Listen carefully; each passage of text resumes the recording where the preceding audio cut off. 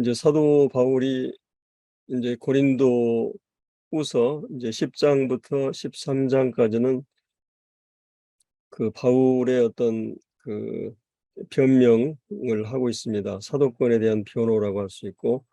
그래서 이제 사도 바울이 여기서 14절에서 이제 세 번째 너에게 가기를 준비하였다 이렇게 말을 하고 있죠. 이제 사도 바울이 이제 고린도 사도행전 18장에 보면은 그가 이제 전도여행 당시에 이 교회를 개척할 때 1년 6개월 동안을 그곳에서 이제 처음 그런 방문해서 교회를 개척하고, 두 번째는 이제 아마도 이제 디도를 통해서 드로아에선가 눈물의 편지를 보내죠. 이 고린도 성도들한테. 그래서 이제 디도를 만나기를 기대했는데, 거기서 이제 디도가 약속한 시간과 장소에 나타나지 않아 가지고 복음 전할 수 있는 이 문이 열렸지만은 거기서 중단하고 이제 마게도냐 그리스 지역으로 이제 건너가게 되는데, 이제 후에 이제 고린도후서 7장에 보면은 다시 이제 마게도냐에서 이 디도를 만나게 되고, 거기서 그가 한 편지가 이 고린도 성도들한테 잘 받아들여지고, 또 고린도 성도들도 사도 바울을 굉장히 보고 싶어하고 사랑하고, 또 사도 바울의 권면을 잘 수용한 부분들을 디도를 통해서 듣게 되고, 사도 바울이 이제 참 이렇게 근심해하고 또 후회하기도 했었는데, 이런 것이 다 회개로 이어지고 좋은 결실을 맺는 것에 대해서 이렇게 참 감사하는 모습들이 이제 나옵니다. 그리고 이제 오늘 본문에서 이제 사도 바울이 세 번째 이제 그들에게 가기를 원해서 이제 이 편지 중에 이렇게 말을 하는데요. 아마도 이제 아직도 이 교회 안에는 그 사도 바울에 대한 그런 어떤 거짓 교사들의 영향을 받거나 일부 그런 사람들이 있어 가지고 사도 바울에 대해서 이제 사도 바울이 가는 거에 대해서 물질적인 그런 이게 돈이 다 떨어져서 이제 아마 오는 게 아니냐. 이게 사람이 이제 극단적으로 생각하게 되면 사도 바울을 신뢰하는 사람들은 전혀 그렇게 생각하지 않지만 일부 이런 것이 있었던 것 같아요. 그리고 이제 그래서 사도 바울이 그런 부분에 대해서 이제 12절과 14절, 15절, 16절에서 쭉 이제 얘기를 이렇게 하고 있습니다. 이제 그 부분들을 오늘 우리가 살펴보도록 하겠습니다. 이제 사도 바울이 이제 고린도후서에서 이제 계속 참 사도, 참 종이 누구인가를 다뤄왔고, 또 참 사도의 자격 기준, 사역의 방식, 사역의 태도에 대해서 계속 얘기를 했었는데, 이제 고린도 성도들에게 참 사도로 분별하고 그들을 잘 따를 것을 권했고, 그래서 이제 본문에서는 사도 바울이 이제 부모와 자식의 관계로 이것을 풀어갑니다.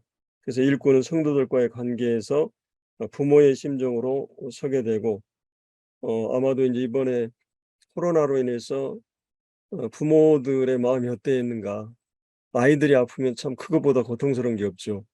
이렇게 아이들의 신음소리와 아픔 소리는 참 부모들의 가슴을 미어지게 하고 가슴을 타게 만드는데, 참 부모의 마음, 참된 일꾼은 이 부모의 마음을 가지고 있다.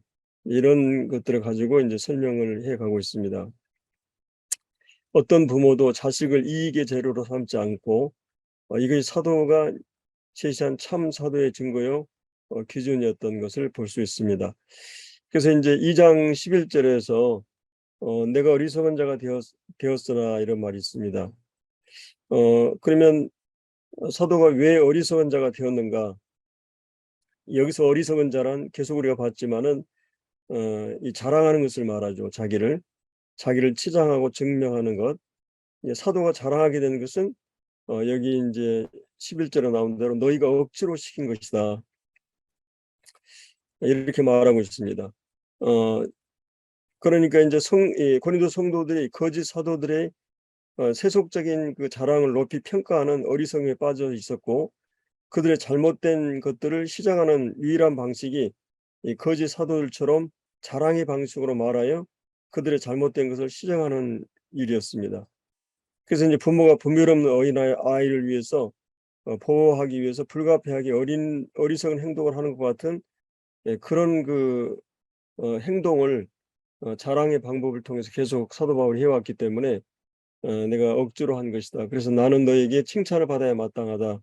내가 아무것도 아니나 지극히 크다는 사도들보다 조금도 부족하지 않다고 이렇게 이제 얘기하고 있습니다. 그래서 이제 우리가 오늘 사도 바울이 이제 사도의 표에 대해서 이제 얘기를 하고 있습니다. 이 사도의 표. 그러니까 이제 어떻게 보면은 고린도의 일부의 거짓 교사들이나 성도들이 이제 사도 바울에 대해서 신뢰를 못 하고 있는 거죠. 참 이렇게 인제 그 의심의 영이 들어가 가지고 이렇게 인제 그 사단이 이런 작업을 하는 거죠 인제. 참 우리가 이 목회자나 일꾼을 의심하게 되면 참 이게 말씀이고 이게 다 안 들어오죠. 참 어렵죠. 신뢰를 회복한다는 것도 쉽지 않고 그래서 인제 이런 그런 이제 그런 불신이나 의심이 이런 잘못된 이 거짓 교사들에 의해서 일어났고 그런 의심의 영이 들어가 가지고 그를 인제 어렵게 하는 거 볼 수 있습니다. 가끔 우리가 인제 어떤 걸 잃어버리고 누구를 의심하게 되면 그러고 인제 한참 지났는데 그걸 찾았을 때 참 그게 미안하고 인제 그러잖아요. 여러분들이 빨간 머리 앤이라는 그 소설에 보면은 인제 이 아이가 보육원에서 이렇게 인제 한 집으로 들어오는데 거기에 두 아이가 있었는데 이 인제 주인 아줌마가 어느 날 뭔가 이렇게 핀인가 뭔가를 잃어버려 갔는데 이게 인제 어디로 누가 특별히 가져갈 사람이 없는데 이 빨간머리 앤을 의심한 거예요. 그래서 뒤로 인제 물어보게 되죠. 그래서 인제 "아이 절대 나는 안 가져갔다."고 그렇게 얘기를 하는데 한참 시간이 지나 가지고 인제 얘가 제가 가져갔다고. 제가 그거를 저기 다루 밑에 깊은 물에다 던져 버렸다고 이렇게 인제 얘기를 했어요. 근데 인제 어느 날 딱 밖에 나가려고 하는데 핀이 인제 발견한 거예요.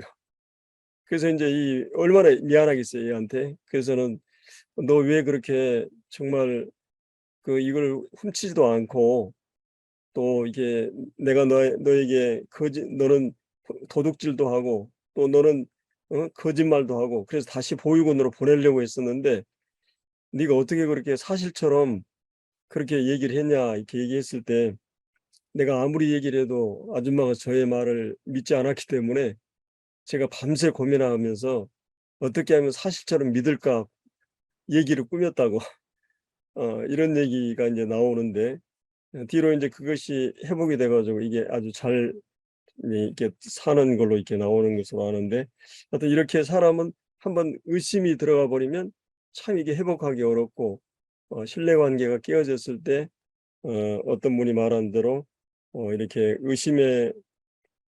의심이 오면 이 터널이 붕괴된 것 같고 다시는 회복되지 않을 것 같은 이런 인제 고린도 일부 성도들 또 일부 사람들이 사도 바울에서 이렇게 이런 불신의 의심의 태도를 가졌을 때 사도 바울은 참 어떻게 보면은 이 어리석은 그리고 바보 같은 그런 방법으로 자기 변명을 하면서 자랑하고 이렇게 하는 것을 여기서 말하고 있습니다. 그러면서 다시 인제 사도에 대해서 참된 사도의 표가 뭔가 사도의 표가 뭔가 여기서 인제 얘기하고 있습니다.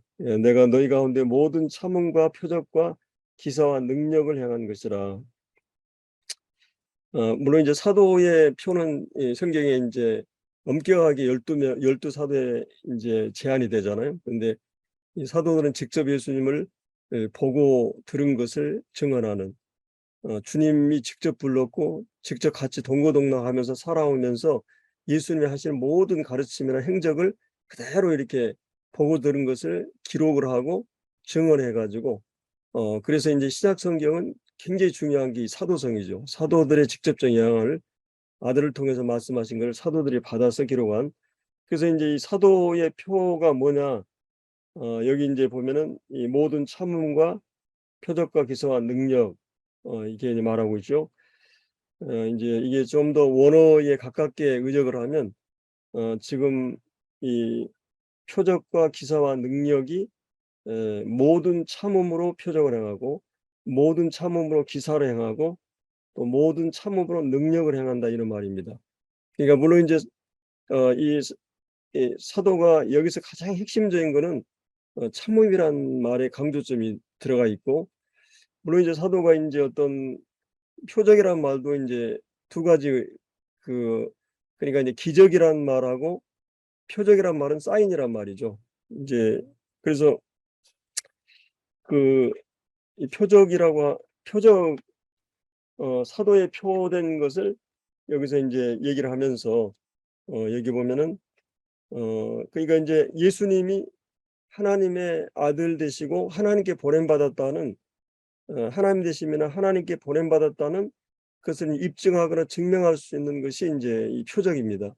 그래서 인제 유대인들은 표적을 구했죠. 이 성경에 보면은 유대인들은 표적을 구했고 그래서 그분의 인격과 그분의 존재 그분이 하나님께 보냄 받았다는 그런 이 표가 필요했었는데 마치 왕이 암행어사를 이렇게 인제 보낼 때 그 임금의 인제 어인이 찍힌 그런 이 패가 있었잖아요. 이 국가가 이렇게 공인할 수 있는. 그래서 인제 예수님도 그게 필요했고 12 사도들에게도 그게 인제 아직 신약 성경이 완성되지 않은 상태이기 때문에 하나님 주신 말씀이 기록이 돼 있지 않는 상태에서 그들이 하나님께 보냄받은 그런 그 표적이 필요했습니다. 그래서 인제 이런 표적과 기사와 능력을 향한 것이라 이 기사는 아주 경이적인 그런 능력을 행한 것이라. 자 그런데 인제 여기에 이 말씀은 어 인제 이 표적을 인제 성경에서 보면은 예수님이 요한복음 6 장에 보면은 이스라엘 민족이 유대인들이 요구하는 표적을 다 예수님이 행했어요. 근데 그들이 믿지 않지 않아요? 왜 그랬습니까?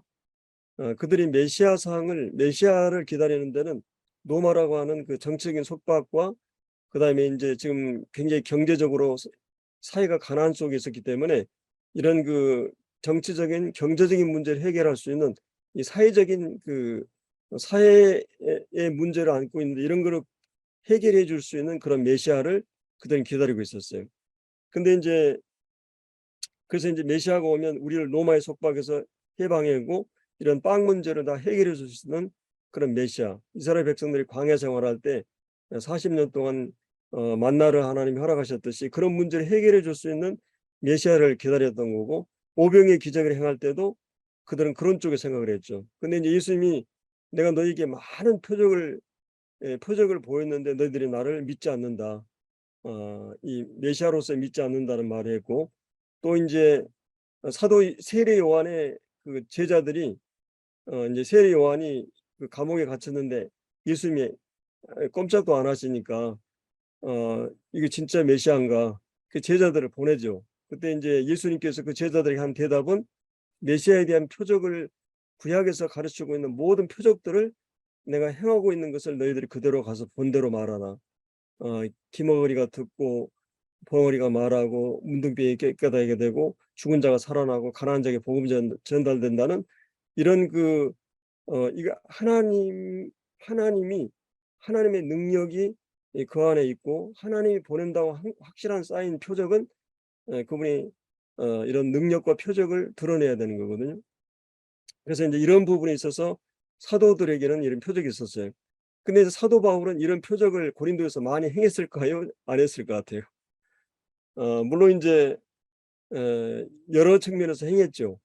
행했는데 그러나 이 성경 기록상으로 보면 거의 나타나지 않아요. 에베소에서는 막 희한한 바울이 그냥 손수건만 해도 막 기적이 나타나니까 그런 일이 있었고 누스드라에서 안진병이 일어나고 막 이런 기적이 이제 사도 바울에게는 기적이 꽤 나오는데 이제 고린도에서는 그런 부분에 있어서 표적이 많이 기록이 안 돼 있거든요.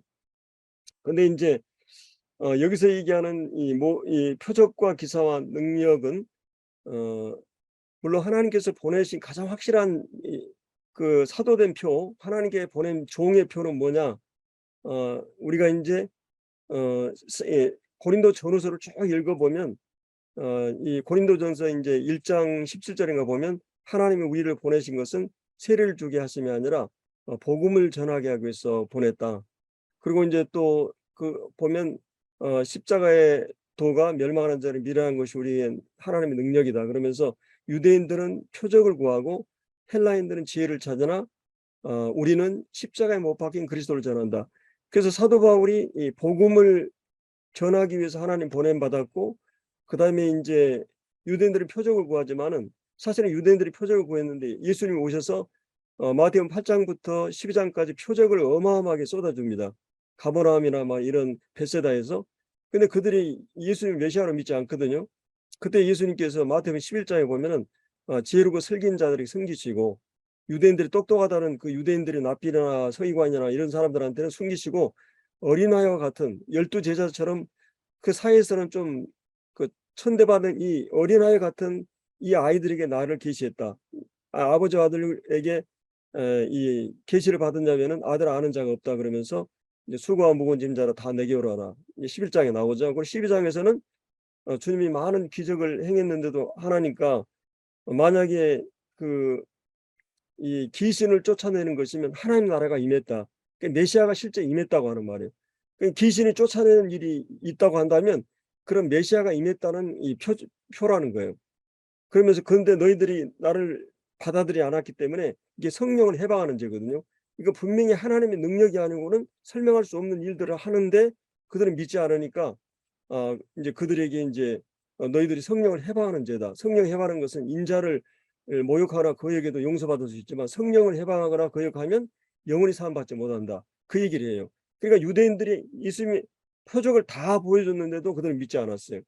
그러면서 우리가 13장에 나오는 그 천국의 비밀에 대해서 이사야 예언을 통해서 말하면서 이 하나님이 비유를 천국 비유를 든 이유가 뭐냐면, 원래는 우리가 비유를 들은 것은 이해하기 쉽게 우리가 비유를 든다고 생각하는데 거기서 어떻게 얘기하냐면 이해하지 못하도록 비유를 들었다고 얘기해요.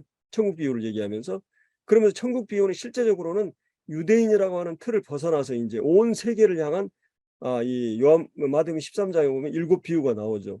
예, 그리고 나서 16장에 교회에 대한 최초의 이제 교회 경륜에 대한 비밀을 이렇게 얘기를 하시는데, 그러니까 유대인들에게 표적을 어마어마하게 쏟아졌어요. 요한복음에서도 여러분들이 이제 누가복음 2장 12절에 보면 너희가 강보에 쌓인 구유에 네인 것을 보리라. 천사가 이제 이것이 너희에게 표적이다. 그러니까 예수님이 아기로 오신 것이 표적 중에 표적이다. 그다음에 이제 물로 포도를 만들고 나서 최초로 첫 표적이다 이런 얘기하죠.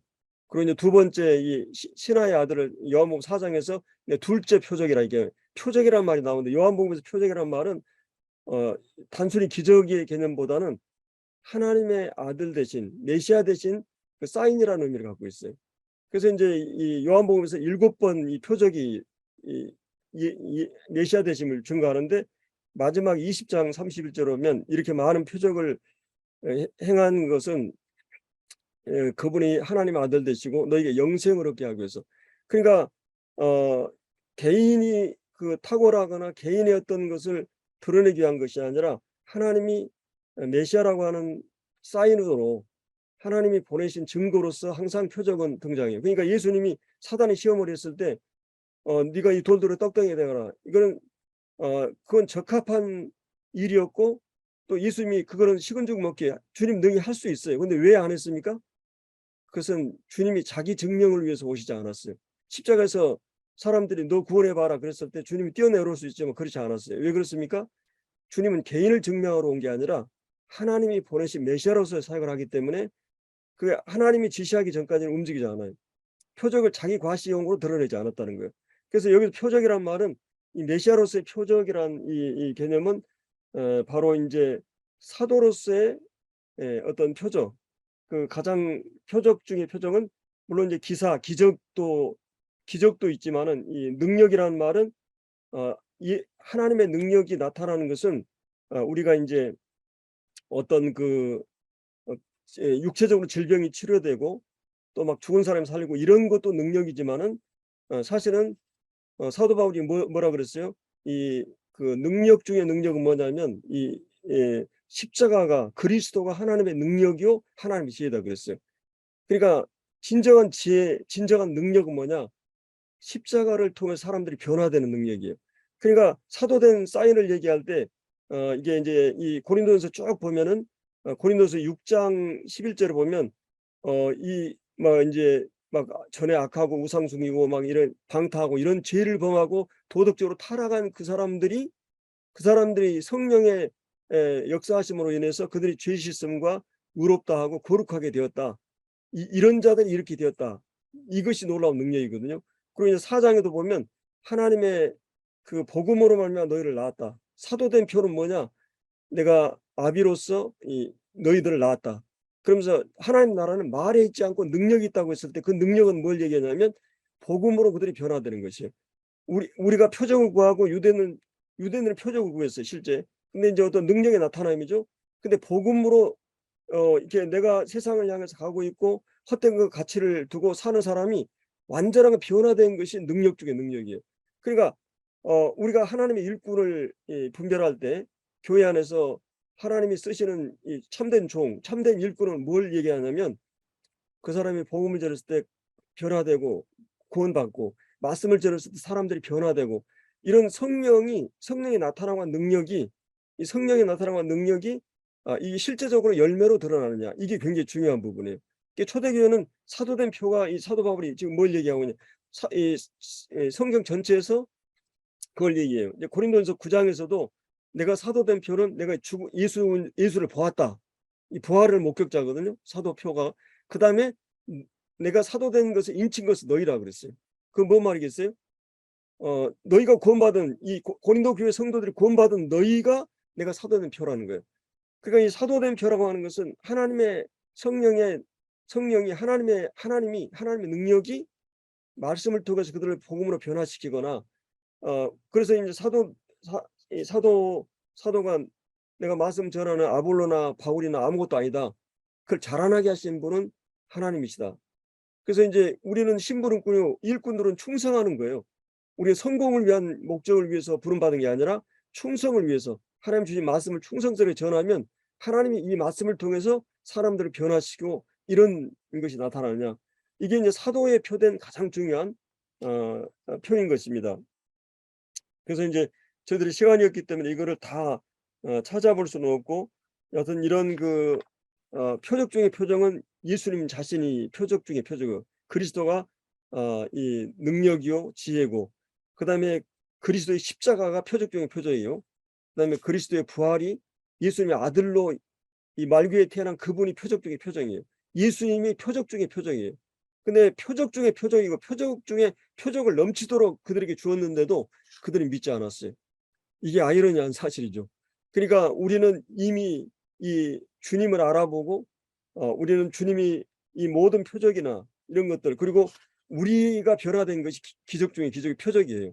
표적 중의 표적이죠. 하나님 능력이 우리 안에 나타난 것이기 때문에 그래서 사도 바울은 내가 예수 그리스도와 십자가 외에는 자랑하지 않기로 했다. 그리고 이 복음이 말에 한다는 것으로 이렇게 아니라 성령에 나타나는 능력으로 해서 너희 안에 있는 믿음이 사람의 지혜 있지 않고 하나님의 능력으로 된 것을 능력으로 되기를 그리고 하나님의 성령이 우리에게 주신 것을 은혜로 주신 것을 깨닫게 하기 위해서 그래서 이제 성령이 내주하시고 성령의 나타남이 바로 능력의 가장 중요한 시금석이라고 하는 것입니다. 그래서 이제 사도의 표에 대해서 우리가 이제 이런 측면에서 그러니까 오늘 이 본문을 두 가지로 요약하면 뭐예요? 참음이라고 하는 것은 그 사도된 표라고 하는 것은 그 얼마나 주님의 지배와 주님의 인격을 닮아 있느냐가 중요하죠. 그러니까 이 참음이라고 하는 건 사랑의 그 특성이잖아요. 이 사랑. 그래서 이제 여기서 이 사도 바울이 이게 잘 참고 인내하는 것. 사도의 표 중에 가장 중요한 표입니다. 이게 사랑은 언제나 오래 참고 그리고 이제 이 일꾼의 가장 중요한 모욕이나 비난에 대해서 최고의 자질은 어떻게 보면 능력보다 앞서는 것은 바로 이 참는 거예요. 일하다 보면 이 화가 나고 어려움을 당하고 알짱되고 때로는 전체를 이끌어 가기 위해서는 정말 모두를 아우르고 포용해야 되는 흔들림 없는 이 그런 이게 중심이 필요한데 이런 잘 참는 것, 이게 이제 이 일꾼의 중요한 자질 가운데 이 참는 거라고 하는 것입니다. 그리고 이제 내가 그다음에는 이제 표적과 기사와 능력은 하나님께서 이제 그에게 주신 어떤 은사적인 면이나 복음 전하는 거나 말씀이라든지 어떤 그런 표적적인 은사나 이런 것들을 이렇게 할 때 하나님께서 그에게 드러나는 것입니다. 그래서 이제 이렇게 그가 은사가 있다 그러면 그 열매나 그 능력이나 이런 건 실제적으로 나타나는가. 이게 이제 두 가지로 사도의 표, 일꾼의 표를 이렇게 얘기를 해 주고 있습니다. 그러면서 인제 인제 13절은 "내 자신 너에게 피해를 끼치지 아니한 일 밖에는 다른 교회보다 부족한 것이 무엇이냐." 자, 그러면 사도 바울이 고린도에 있을 때는 왜 자별항을 하고 거기서 공개하는 거나 이런 재정을 지원을 거절했을까요?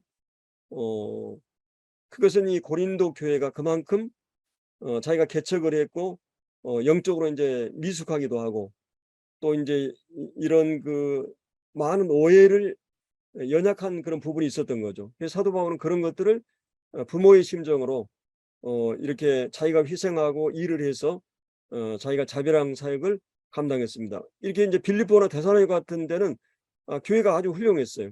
그래서 거기 물론 이제 데살로니가도 인제 그런 그 탐심에 대한 의심을 하기도 하지만 거기는 막 지원을 했잖아요. 막 물질적인 지원. 빌립보도 그렇고. 그리고 사실은 이 고린도에 사역할 때 지금 거의 그쪽에서 지원을 받고 하고 있는 걸 볼 수 있어요. 그래서 사실은 우리가 이 물질적인 그런 그 물질적인 것 부분에 있어서도 물질적인 것은 내가 하나님께 쓰임 받고 있다고 하는 증거 중에 하나예요. 다른 말로 하면 내 주변에 어 이 내가 계속 도와줄 수 있는 위치에 있는 사람은 내 주변 사람이 가난해요. 내가 항상 받으려고 하는 사람 주변에는 부유한 사람이 있을 수가 있어요. 그러니까 그 하나님께서는 내가 쓰임 받을 수 있는 위치에 있느냐가 중요해요. 이 교회가 지금 고린도 교회냐 빌립보 교회냐, 빌립보 교회는 하나님께서 그들을 통해서 바울을 공개하게 사역을 할 수 있었거든요. 그러니까 그것은 내가 주는 자가 반자하고 복이 있고 내가 베풀 수 있고 줄 수 있는, 어느 날 그렇게 계속 하나님께 쓰임 받는 사람은 어느 날 내가 부유해 있을 거예요. 영육간에. 그렇기 때문에 이것은 이 고린도 교회는 참 어떻게 보면 부끄러운 일이죠.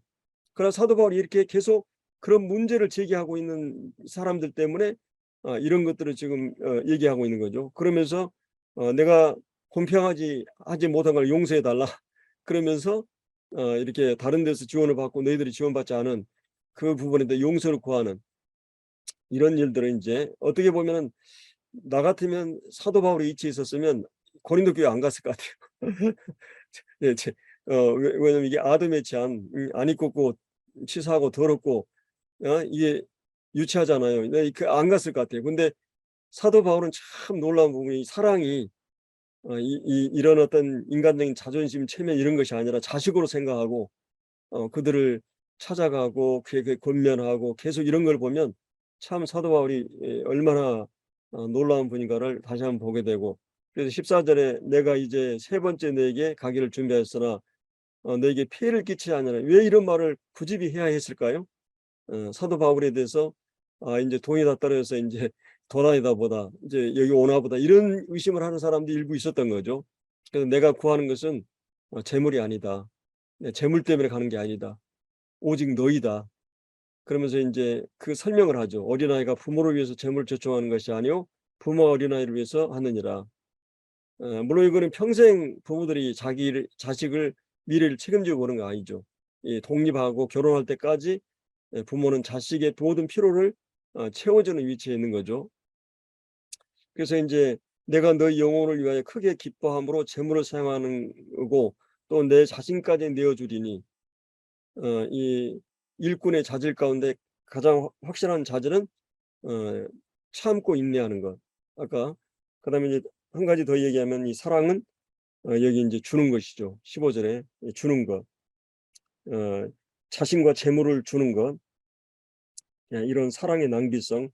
하나님이 세상을 사랑하사 이처럼 독생자를 주신 것처럼, 그리고 인제 부모가 아이의 모든 필요를 제공하는 것처럼 그가 인제 어리석어지기도 하고 또 작아지기도 하고 약해지기도 하고 이런 불갑을 자랑하기도 하고 이 모든 서로 보니 여인이 체면과 자존심 다 꺾고 자식을 살려내기 위해서 했던 것처럼 이 사도 바울은 그들을 사랑하기 때문에 참 이런 모든 참 비굴한 일까지 하면서 그들을 회복하고 살려내기 위해서 그래서 이제 그런 얘기를 하고 있는 거를 우리가 이제 볼 수가 있습니다.